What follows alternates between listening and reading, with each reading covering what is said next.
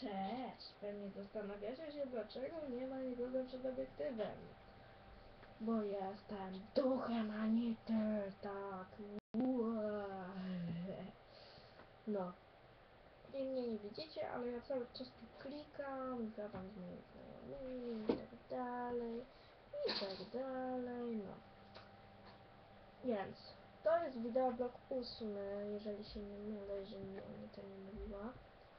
No bo ja wyprządzam z jej ciała i ciało sobie teraz wisi na dachu, przyklejone do gumy, mam nadzieję, że nie spadnie.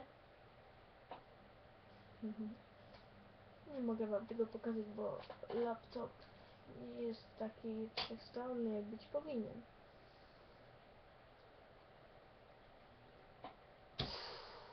Oj, co to? No nie.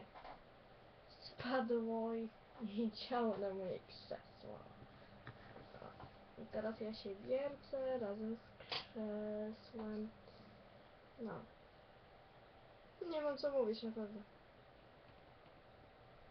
Jest piątek, jest fajnie, weekend, nie musimy jutro iść do szkoły, nie ma nic, po prostu i nic. Tak.